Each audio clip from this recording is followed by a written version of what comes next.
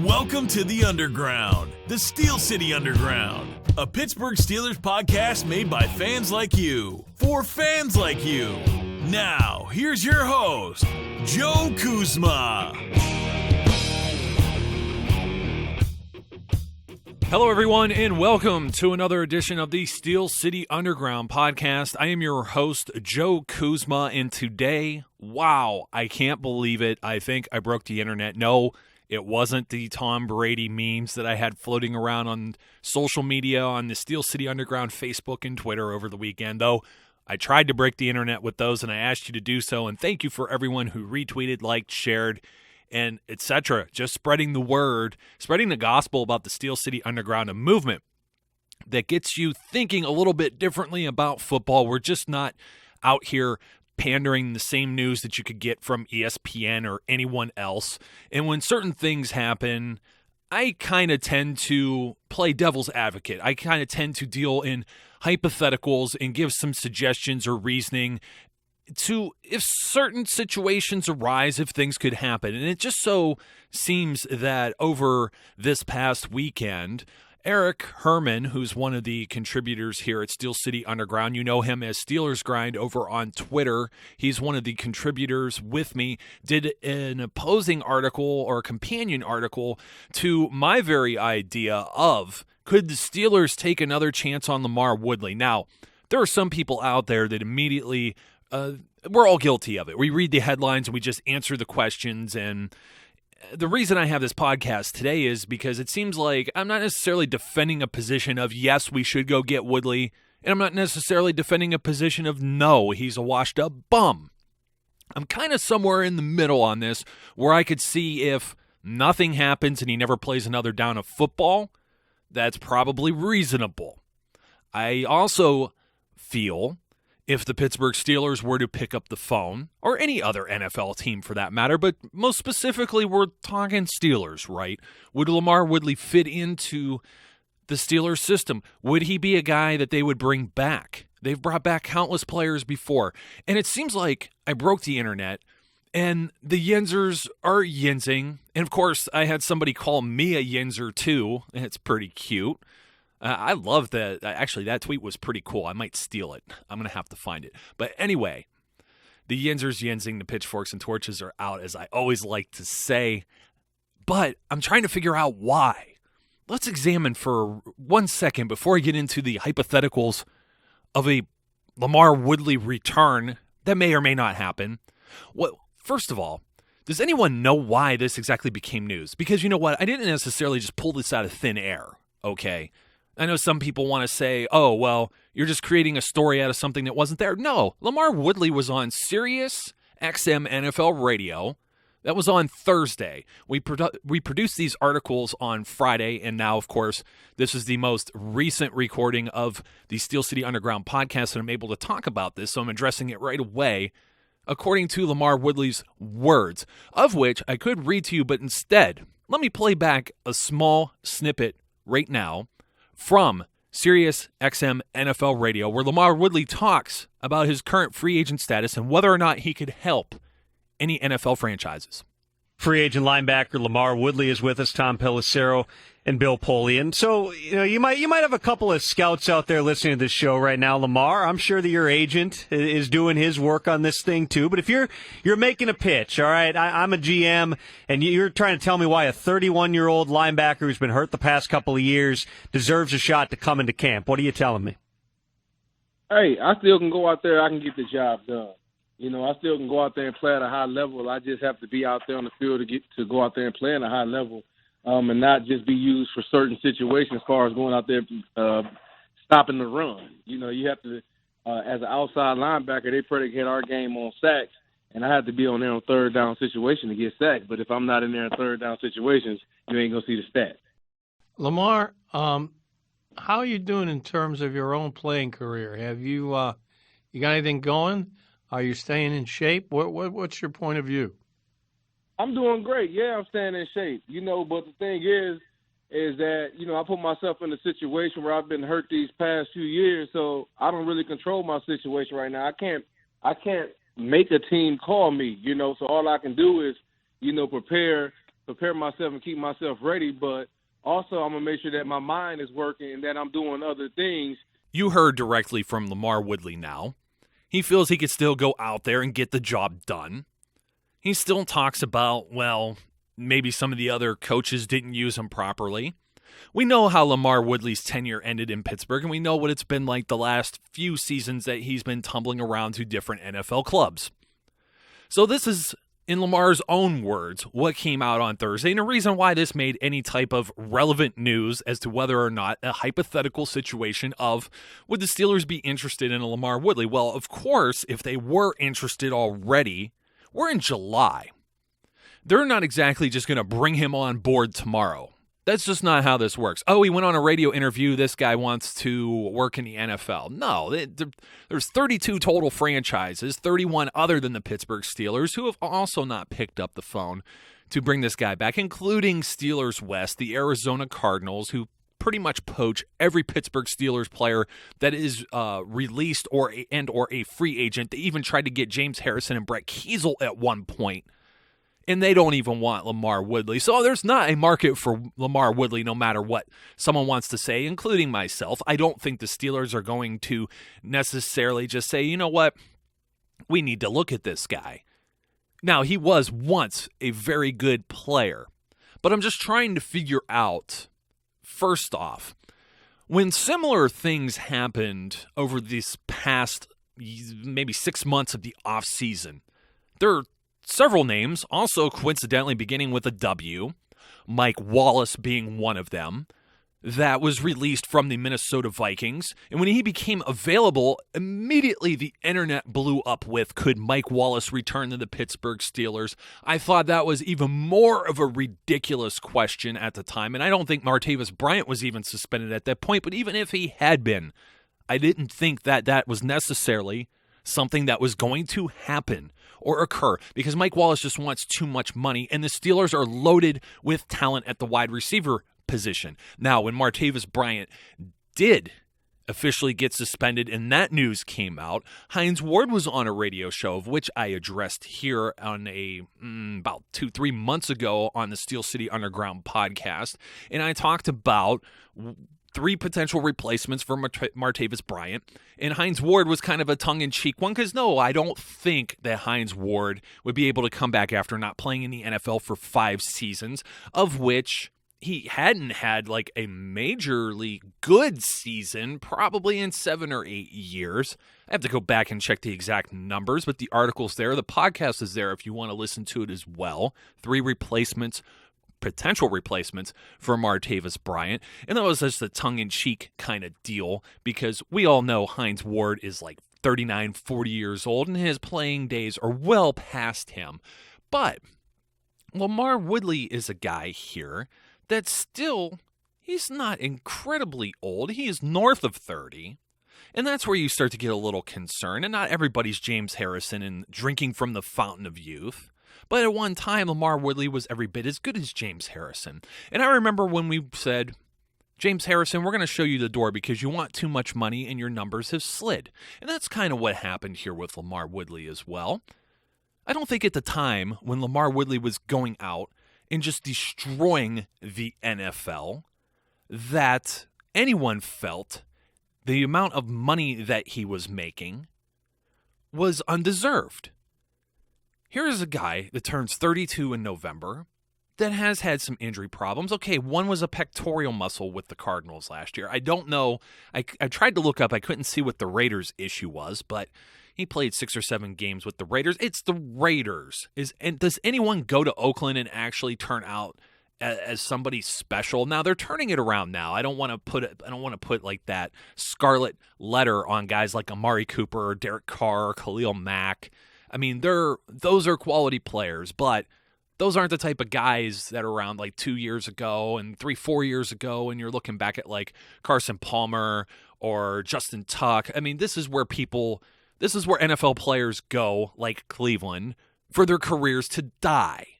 It is the graveyard for veteran players to maybe squeeze out an extra paycheck. I was listening to a player on this very NFL radio show the other day, and I'm trying to think who it was specifically, maybe one of the hosts, in fact, and I can't recall who it was, a wide receiver or maybe a defensive back, who actually said that they were talking about players retiring early and young, and you've got guys now like, what was the Jets guy that just retired? And, I mean, he didn't miss a single game. And you got Megatron, Calvin Johnson retiring at a younger age, and they've made their money, and there's no reason for them to go and try and squeak out another year. Now, those guys are just a different type of example because they are most certainly still in their prime and capable of playing, but there are other guys that are just kind of hanging on, and maybe they could squeeze out another year or two in the NFL, and this guy just fell a 1-year contract to go over to Oakland to pay to move to get another house and the living expenses and the change in the time zone and maybe moving his family. And then you got to consider the high taxes that were in California. When he looked at that $1 million or whatever they were offering him, it was like $400-some thousand, and it just wasn't worth his time to do so.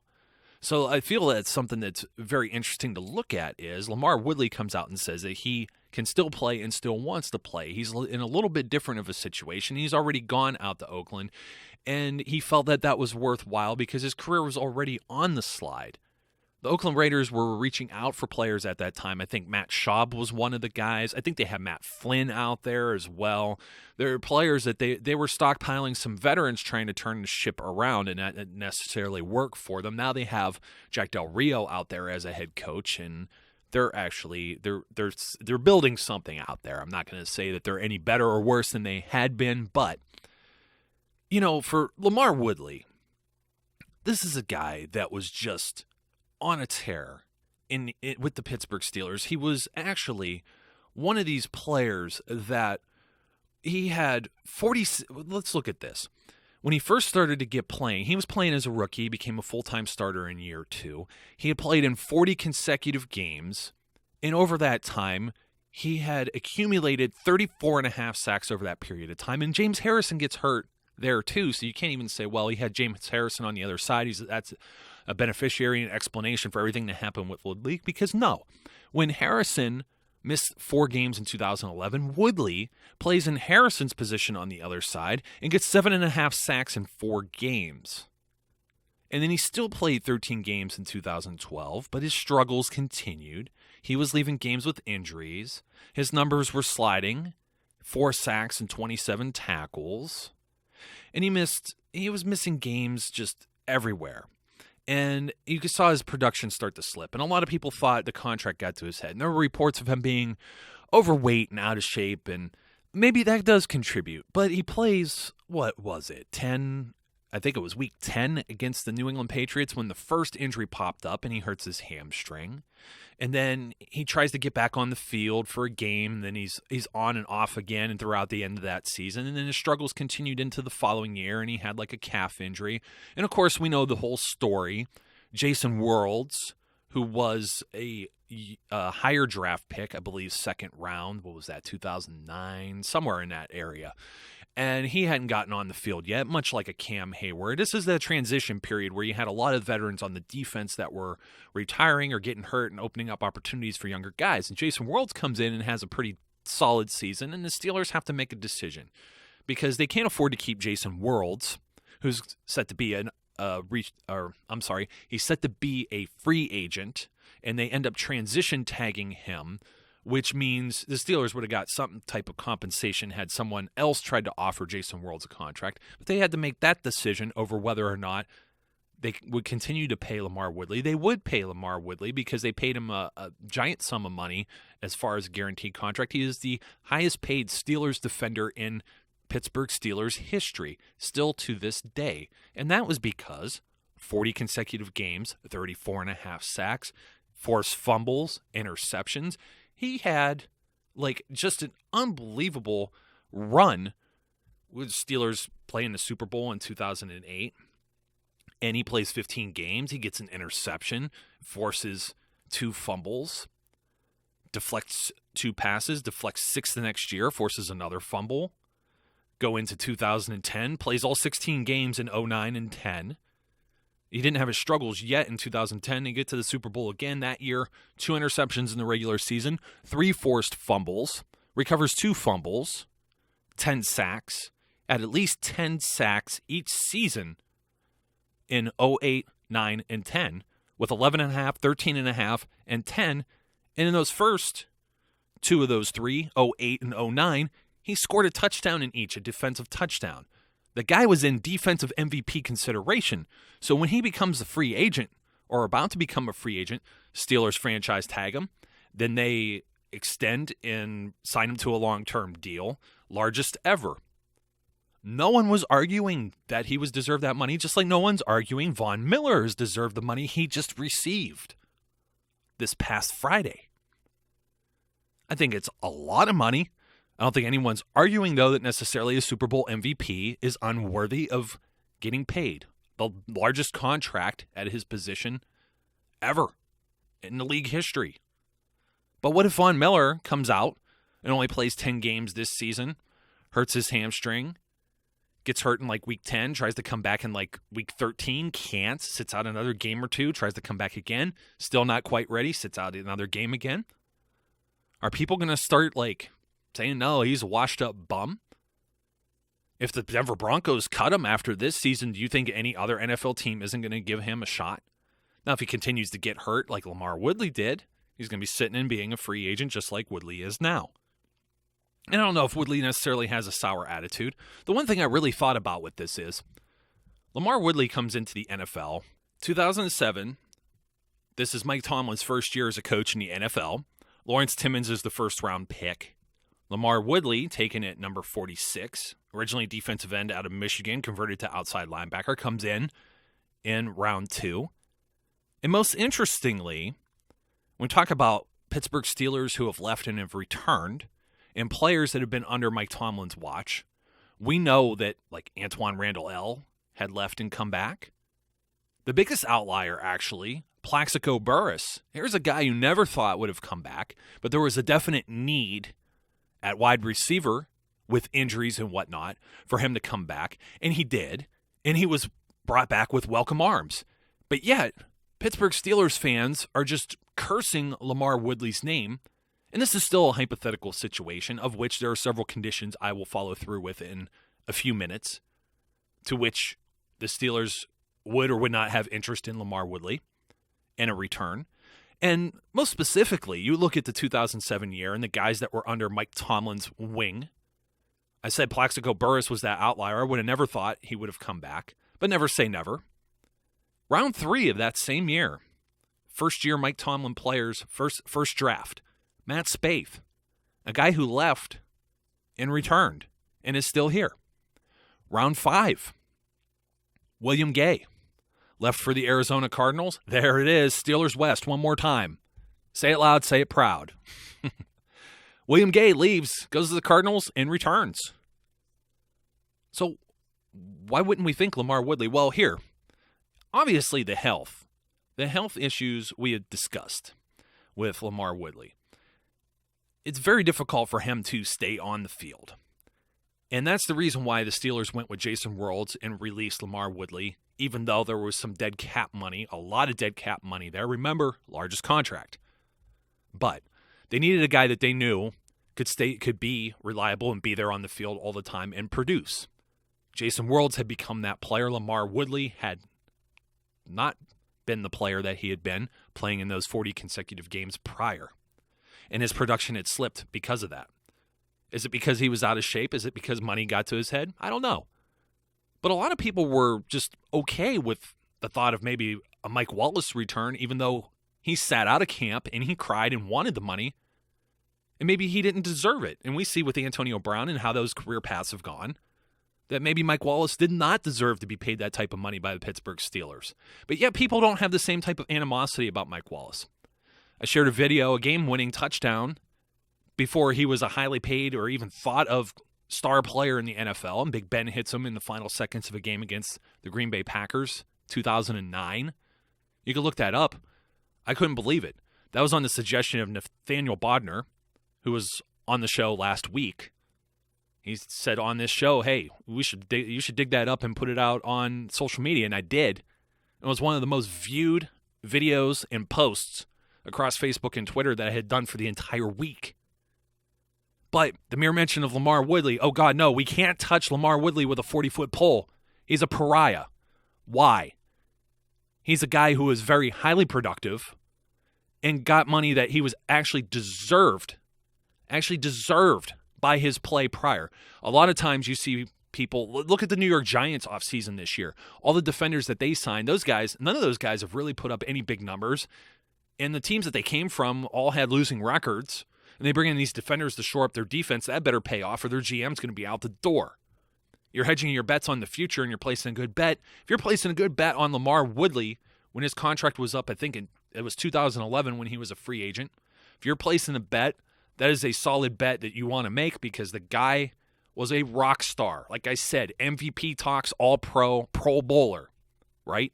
No longer the case. But what would be the situations where the Steelers might be interested in having a look at LaMarr Woodley? Well, one thing for sure is they're not going to pay him the money that they were still on the hook for even up till last season. They're finally off the books. Could LaMarr Woodley be back on the books again? Only if it's a veteran minimum. There has to be an understanding of you need to earn this. Of course, he has to work out with the team, show that he could still do anything, show that he's motivated, show that he's in shape, and of course, as I talked about with Simon H. Hester, the whole physical situation in the NFL, they can pass or fail you for whatever they deem necessary. You got a hangnail, oops, you failed a physical, means you're no longer interested in that trade or that signing. Shove the guy out of our facility and out the door. But we get past all of that. Brett Kiesel was brought back several years ago. You think about by the third preseason game he comes in, having not even practiced prior to that because the defensive line depth and quality and the talent that was there with the younger players wasn't cutting it, and the coaching staff felt they needed something more. And I think if you see, the Steelers have 11 linebackers, and I discussed this before and there was also a great article that Eric put out on what roster positions do the Steelers keep more of one year than the next. In this system, and Tunch Ilkins said it, had live streamed it at the Steelers Fan Blitz when they were making the 6th and 7th round draft choices. Tunch says in between, I don't know if it was on the live stream, but he said, I bet they're going to take a linebacker because this team, this system, they rely on linebackers. So they have a number of young guys there. Jordan Zumwalt, who's been kicking tires for 2 years from UCLA. That guy couldn't stay healthy. They're still giving him a shot. You got Travis Feeney, Tyler Matakevich, Anthony Chiquillo. So a number of young guys that are available. But if any of them fail to be edge rushers, outside linebackers, maybe perhaps there's a Brett Kiesel situation where LaMarr Woodley does get a look. If there's 90 guys on the roster, I mean, they just cut Sean Sweesham because they felt he wasn't going to be able to play in camp and signed some running back nobody had heard of. That's really unfair. I feel bad saying that about these young players, but there are players. There's even a guy that's local for me here. I didn't want to mention his name on the podcast. I don't feel shaming some of these guys. They kind of know the situation. They're still gonna work hard and try and make the team. It's just the odds are very much so stacked against them. And if one of these young guys fails, here's veteran quality depth, a former Mike Tomlin first-year pick, just like a Matt Spaeth and William Gay that had left and come back. A lot of people talk about whether Lawrence Timmons would be re-signed. We'll see. If you see LaMarr Woodley show up on this team in 2016, that should give you your answer for Lawrence Timmons. And, of course, if someone else gets hurt, God forbid, I hate saying that. It's like a jinx, but Jarvis Jones has been a walking injury most of the 3 seasons he's been around. James Harrison isn't exactly a spring chicken. You got Arthur Moats and Bud Dupree, who have both been solid outside linebackers. You got a 4-man rotation. It probably wouldn't be broken. Eric says this in the companion article and says there's probably not a spot for Woodley, and Woodley probably wouldn't be playing special teams either. I totally agree with that assessment. I totally agree that he's not healthy. These are the reasons you shouldn't look at him. But for all these other reasons, they might want to look at him. But he's got to be cheap. He's got to show he wants it. There's got to be a reason for him to come on here. If you're shoving out one of these younger guys, that doesn't show a whole lot of faith in what you have drafted and put together up until this point. So I do agree with that assessment. I had Ben Anderson from SC Blitz. I I was agreeing with you, Ben, and we were going back and forth on, I believe it was on Facebook, one of the various many groups, or maybe even on my own page that I'm involved in. And it was just one of those things where I'm like, Ben, are you reading the article? I know it was very long, and I gave a historical perspective as to why LaMarr Woodley was good and why he was no longer good and why the Steelers might still look at it. But please, just don't answer the headline with no. And that's what a lot of people were. But where were these same people when Troy Polamalu was constantly hurt? Troy Polamalu was getting paid an awful lot of money, and then they extended him. He was getting up there in age. He wasn't quite the same player that he was. And there's still people who think he should be on this roster this year. They wanted him to come back last year when the secondary was struggling and they were 30th in the NFL. Troy Polamalu couldn't do it anymore, and he was too old. LaMarr Woodley's not necessarily old. He's just injury prone, and not necessarily the same injury all the time either. Is that lack of conditioning? Let me tell you what, you could actually get hurt from over-conditioning. Do you think Marquise Pouncey actually got hurt, or Le'Veon Bell got hurt because they were out of shape too? Should they have been kicked to the curb at the same point? And you see how Troy was struggling. They tried to bring him back, maybe brought him back too early, then they had to sit him a little bit longer. That was the same thing with LaMarr Woodley, almost the same time period. A lot of the same struggles with those 8-8 teams in 2012 and 2013. So, there has to be like a perfect storm of pretty much, for LaMarr Woodley to have a situation where he would come back. But it's not impossible. William Gay came back. James Harrison came back. James Harrison was retired. You could break the glass, give LaMarr Woodley a shot. I don't think anybody thought James Harrison would be the player he is today, based on how he was when he left the Steelers and how little he was used with the Cincinnati Bengals. Look at how little LaMarr Woodley was used with the Arizona Cardinals. There are parallels there. They were both very good before. Maybe they could be good again. Maybe it's the system. The system does a lot, folks. Grass isn't always greener on the other side. And that wasn't necessarily Woodley's fault. Maybe it was. But injuries, I hate saying that a player is down just due to injuries. Antoine Randall L., he ends up coming back for a short spell. Plaxico Burress was already mentioned. Will Allen, a safety, he's still floating around as a free agent. He could be back again. Who knows? If there's a need. David Johnson, H-back. Fullback / tight end, plays multiple positions. Now, he can help on special teams as well. It's going to have to be his bread and butter if he wants to earn a spot on his team. That's how Will Johnson, who presumably David Johnson is going to take his spot for this year, should DJ make this team. That's how Will Johnson cut his teeth. But like I said, I don't think that the LaMarr Woodley situation is a priority, but it certainly could be a possibility. I want you to think about that, folks. But until then, take a deep breath. There's no need to yins. Keep your minds open.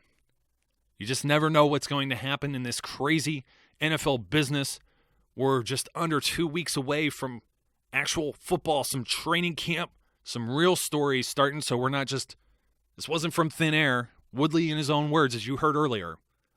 But we're not going to be grasping at straws. We're going to have some real things to talk about. Also, folks, I wanted to let you know there is a new feature over with SteelCityUnderground.com. We have the Steel City Underground Hotline. And what this is, it is a phone number that you could call in, have your voice recorded with your question, ask me or any of the guys, because if I don't have the answer, I'll ask someone else, one of the guys I network with. Maybe we'll answer some of your questions here on the air. We'll play it right here on the Steel City Underground podcast. You guys could call in, ask your questions. I may even dedicate an entire show to it. I will let you know. But until then, be safe, be good, and I will catch you later. We would like to thank you for listening and remind our listeners to follow us on social media and our website, www.steelcityunderground.com.